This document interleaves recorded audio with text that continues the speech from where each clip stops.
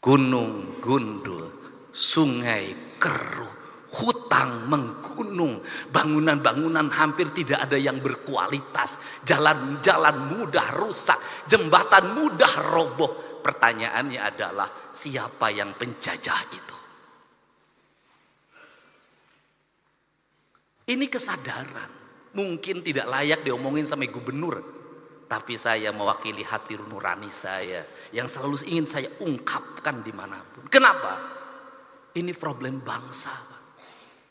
Dan kebiasaan kita ini adalah ketika bencana kita ribut melakukan perbaikan, tapi nanti ketika sudah musim kemarau lagi lupa lagi, berbuat lagi. Kenapa saya ngomong begini? Saya punya hitungan ekonomi. Kita dapat dari pembabatan hutan berapa triliun.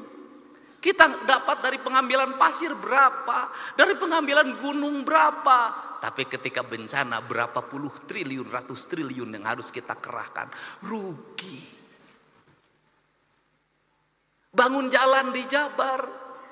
Baru bangun, diinjek lagi sama Toronton yang itu tonasenya 40 ton, 30 ton, rugi, Pak.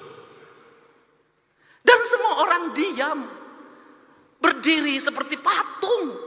Patung dimusrikan, tapi sikap kita yang mematung, membiarkan kerusakan terhadap Indonesia, dianggap ada sikap yang beriman. Gak bisa. Sehingga inilah yang ingin saya bangun. Gerakan pendidikan kita harus menggerakkan anak-anak kita kembali pada titik dasarnya. Dia adalah manusia Indonesia yang mencintai tanahnya. Problem anak-anak kita hari ini apa? Dia tidak mengenal tanahnya. Kenapa tidak mengenal tanah? Sejak lahir kakinya tidak pernah menginjak bumi. Pakai sendal, di sepatu. Tidak pernah berlari di pematang sawah, tidak pernah berenang di sungai, tidak pernah dia berlari menuju gunung. Dia menghabiskan waktu dalam setiap hari hanya dengan gadget. Dia mengenal ikan di gadget, dia mengenal padi di gadget. Dan setelah itu negara lain mengintip kita. Dia kemudian mengunci kita, otak kita, mengunci otak anak-anak kita. Standarnya sebegini, orang Indonesia umurnya segini. Kenapa? Mereka sudah punya rumusan. Kenapa? Bahan baku tempenya dari saya sudah tahu itu kualitasnya. Dagingnya dari saya, semuanya dari saya sudah tahu isinya apa. Kamu umurnya sekian, nanti ada penyakitnya ini, dan ketika penyakitnya ini ahlinya dari saya, alat kesehatannya dari saya, teknologinya dari saya. Kamu akan jadi bangsa dungu selamanya.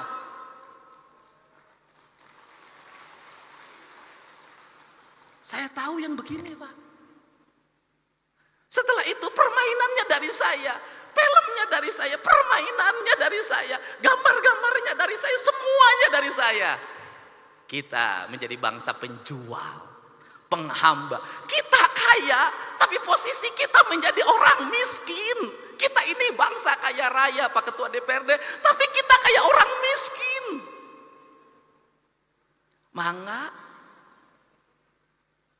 diambil dan kita menyembah pada yang mengambilnya. Ini prinsip.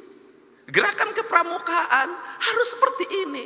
Gerakan agama harus seperti ini, menjadi solidaritas kesadaran. Kenapa? Mumpung masih ada waktu. Sebelum semuanya terlambat. Saya ngomong hari ini, pramuka itu kitri. Pertanyaan saya, siapa yang nanam kelapa hari ini? Tiap hari itu dalam tradisi Sunda itu sebenarnya nggak boleh dawegan itu. Dawegan itu sakral aja, hanya untuk sesajen. Itu nggak boleh.